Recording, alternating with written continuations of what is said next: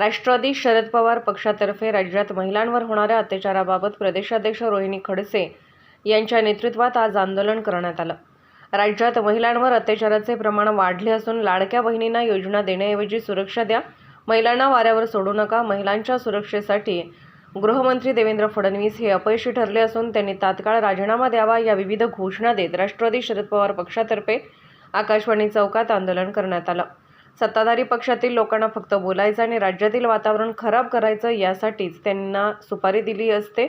त्यातल्या चित्रा वाघ सुपारीबाज नेते आहेत। चित्रा वाघ यांना जे अस्तित्व मिळालं आहे ते फक्त शरद पवार यांच्यामुळेच मिळालं आहे।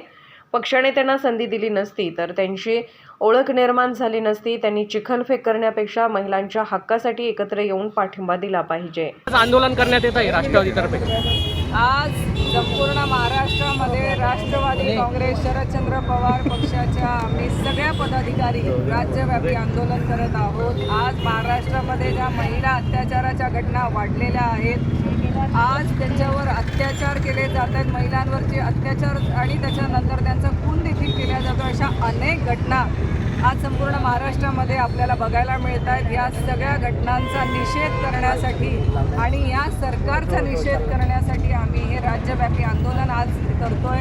माझी सरकारला विनंती आहे की आपण जी आम्हाला भीक देताय, आम्हाला भीक तुमच्याकडनं अपेक्षित नाही, पण एक सुरक्षित वातावरण तुम्ही आम्हाला द्यावं, जेणेकरून आम्ही महिला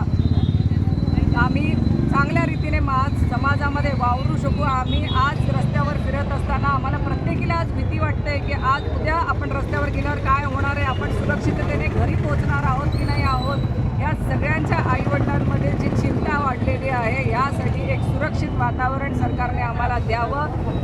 आज सुरक्षित वातावरण देण्यासाठी सरकार आणि गृह खातं हे सपशेल अपयशी ठरलेलं आहे। त्यासाठी आम्ही गृहमंत्र्यांचा देखील राजीनामा मागतोय, कारण या सगळ्या महिला अत्याचाराच्या घटनांसाठी गृहमंत्र्यांनी स्वतः जबाबदारी घेणं अपेक्षित आहे। या घटनांसाठी त्यांनी वैयक्तिक जबाबदारी घेऊन राजीनामा दिला पाहिजे, या आमच्या सगळ्यांच्या मागण्या आहेत।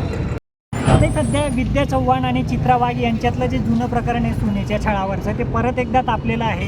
कुठंतरी चित्रा वाघ जे आहेत त्या विरोधकांची कोंडी करताना दिसून येत आहे। तुम्ही पण एक महिला आहात, राष्ट्रवादीच्या महिला प्रदेशाध्यक्ष आहात, तुम्ही कसं पाहता या प्रकरणाकडे?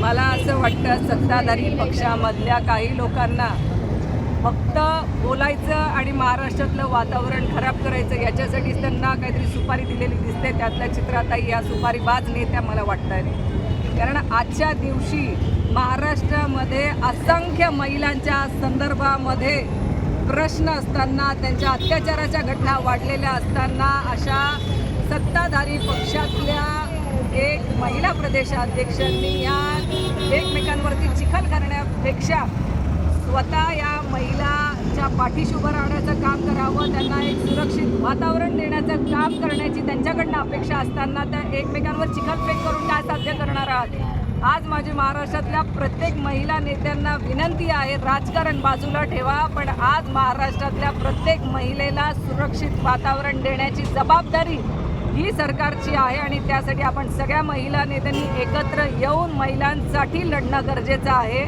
जे आज आम्ही राष्ट्रवादी काँग्रेस महिला पदाधिकारी सगळे करतोय, त्यासाठी तुम्ही देखील आमच्या सोबत यावं आणि महिलांसाठी एक सुरक्षित वातावरण सरकारने देण्याची जी आमची मागणी आहे, त्यासाठी त्यांनी देखील आमच्या सोबत यावं। मी आवाहन करते त्यांना, चिखलफेक करून काही होणार नाही।